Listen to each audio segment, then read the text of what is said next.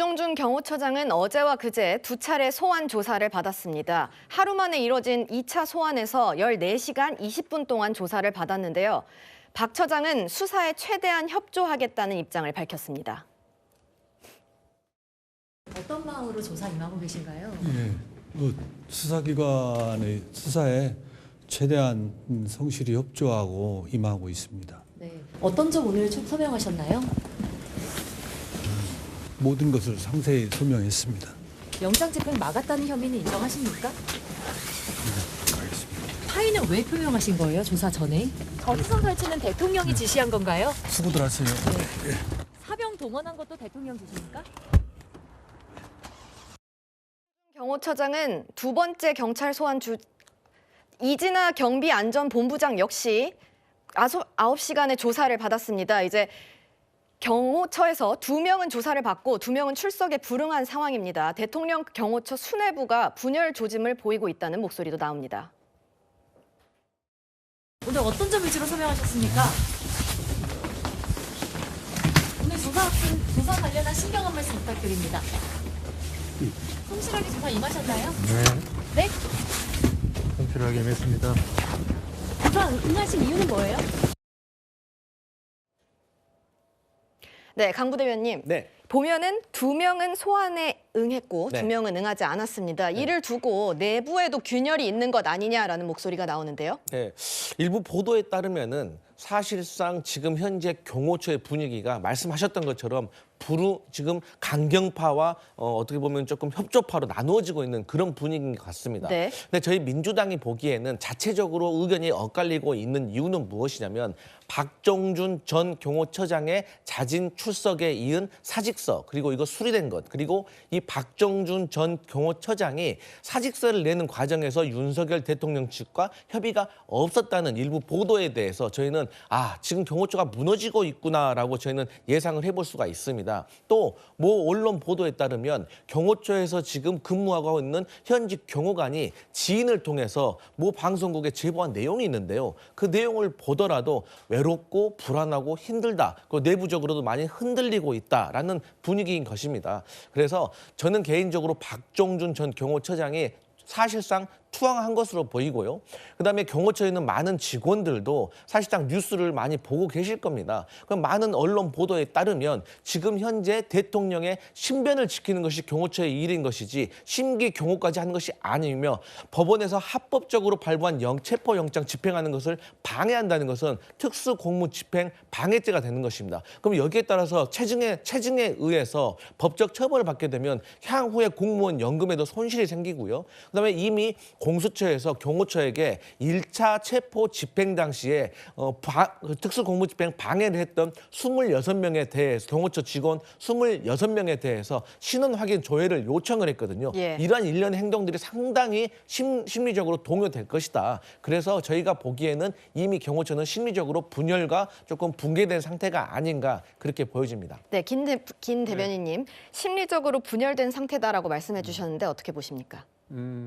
아무래도 경호처장이 소환을 받고 사직을 했기 때문에 그런 어떤 해석이 있을 수 있습니다. 우리 강성필 대변인처럼 이제 투항을 했다 그렇게 해석할 여지가 있을 수도 있겠는데 저는 이 문제를 풀어가는 데 있어서 뭔가 이기고 지고의 문제는 아닌 것 같아요. 예. 그래서 저는 체포를 왜 하는 거죠? 결국은 이제 조사를 하기 위함 아닙니까? 네. 그렇다면 체포를 위한 체포가 돼서는 안 되는데 여전히 공수처나 경찰, 민주당은 그런 식으로 이 상황을 바라보는 데 있어서 저는 좀 문제가 있다고 보고 있고요. 저는 역으로 대통령이 만약에 체포가 됐을 때 뭐 공학적으로 볼 건 아니지만 네. 민주당한테 그리고 국민들한테 이 보는 메시지가 뭘까를 봤을 때 저는 이 문제를 또 다른 갈등 양상으로 이어갈 수 있는 어떤 계기가 될 수 있다고 보거든요. 그런 측면에 있을 때 저는 경호처에 있는 분들이 한두 명의 어떤 지시에 의해서 움직이기보다는 네. 본인들의 관련법에 의해서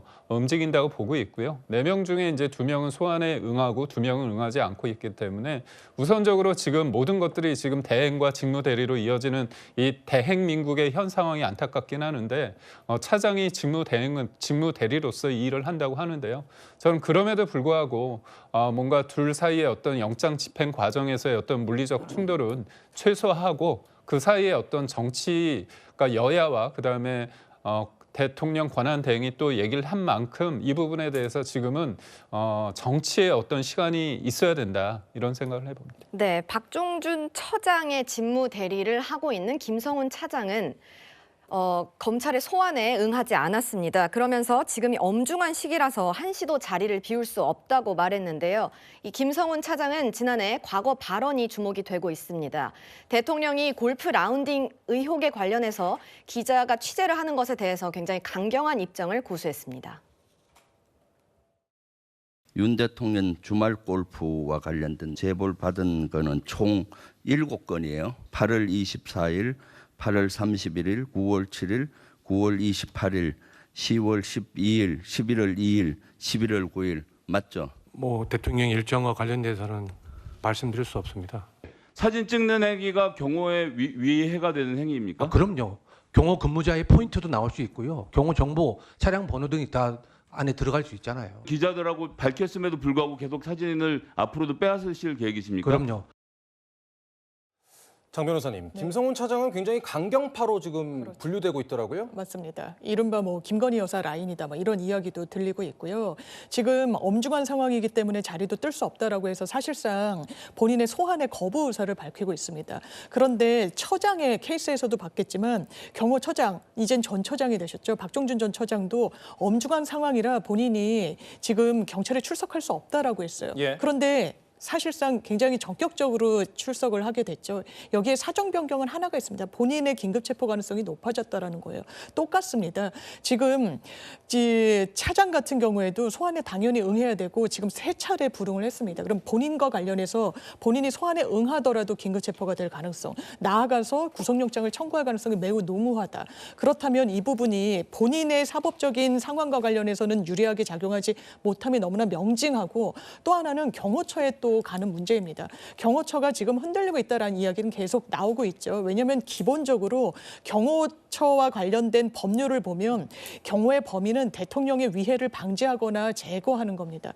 대한민국 법원 사법부가 발부한 영장을 위해라고 해석할 수가 없습니다. 이건 예. 이론의 여지가 없다라고 보여지기 때문에 이런 여러 본인과 관련해서도 사법적으로는 현명한 선택을 하고 있지 못하고, 더 나아가서는 경호처 자체도 좀 위험하게 만드는 그런 모습이라고 평가하고 싶습니다. 알겠습니다. 강경한 김성훈 차장이 이끄는 경호처이기 때문에 2차 체포영장 집행 역시 녹록치 않을 것이다, 이런 분석이 나오는 것도 사실입니다. 그런데 앞서 경찰 소환에 응했느냐 응하지 않았느냐를 두고 경호처 지휘부가 균열 조짐을 보인다라고 분석을 했다면, 그 균열 조짐을 조금 더 직접적으로 엿볼 수 있는 정황이 언론 보도에 드러났습니다. 바로 경호처 내부에 어떤 경호처 직원이 수사기관의 체포영장 집행은 공무상 정당행위인데 이걸 막는 것은 공무집행 방해다라면서 경호처에 사실상의 반대되는 의견을 제시한 거죠. 이에 대해서 김성훈 차장이 삭제 지시를 했다라고 나와 있습니다.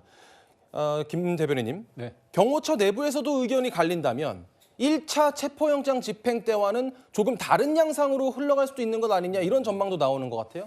아무래도 이제 그 경호처 입장은 대통령이 지금 현직 대통령 아닙니까? 직무 정지가 됐지만 엄연한 대통령이기 때문에 경호의 어떤 대상으로서 경호처 관련 법을 근거로, 예. 그다음에 또 형사소송법 보면 110조하고 111조 보면 군사상 비밀과 공무상 비밀의 장소에 대해서는 책임자의 허락을 득한다, 그 부분이 있지 않습니까? 예.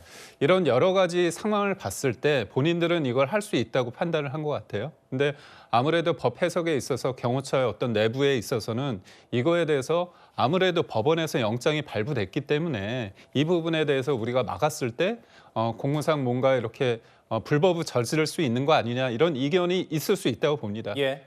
그렇다면 경호처장으로서의 어떤 직무 대리를 하는 차장 입장에서는 아무래도 본인의 어떤 여러 가지 어떤 지시나 이런 상황을 봤을 때 이견이 있는 부분에 대해서는 이게 조금 하나의 목소리지 못하기 때문에 본인은 아마 그런 삭제를 지시하지 않았을까, 그런 예. 생각을 해보는데요.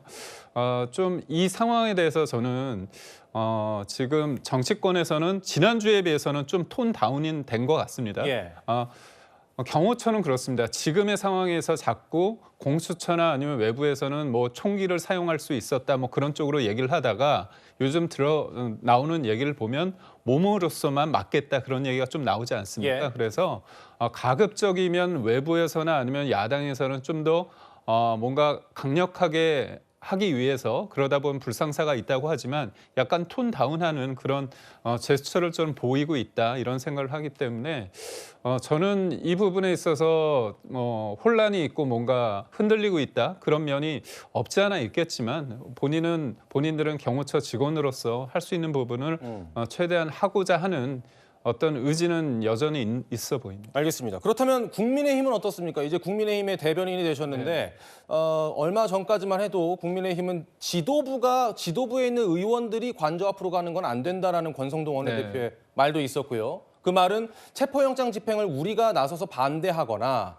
우리가 나서서 방해하는 일은 하면 안 된다. 이런 기조 여전히 유지하나요? 그렇습니다. 이게 뭐냐면 처음에 수사 권한이 없는 공수처에서 수사를 하고 영장을 청구하고 영장이 발부되고 영장이 집행되는 과정에서 다른 사람도 아니고 대통령을 대상으로 하는 건데 논란이 계속 이어지고 있습니다. 예. 그렇다면 대통령 한 개인을 지키고자 하는 게 아니라 이런 법이 집행되는 과정에 있어서의 문제가 있다면 이거죠.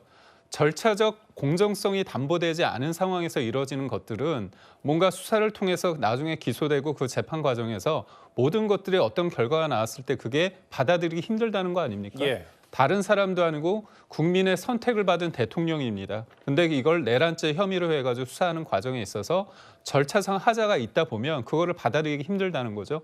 그렇다면 지금 관저의 모든 사람들이 많은 사람들이 거기에서 어떻게 보면 뭔가 막고자 하는 것들이 단순히 개인의 문제를 넘어서 그런 과정 속에서 불거질 수 있는 법치의 어떤 흔들림, 대한민국 체제의 어떤 흔들림에 대해서 내가 이 부분에 대해서는 좀 막고자 하는 그런 부분이 있는 것 같고요. 그런 심정으로 국회의원의 어떤 개개인이 선택한 부분은 전 존중해야 된다 그런 생각을 해봅니다. 알겠습니다.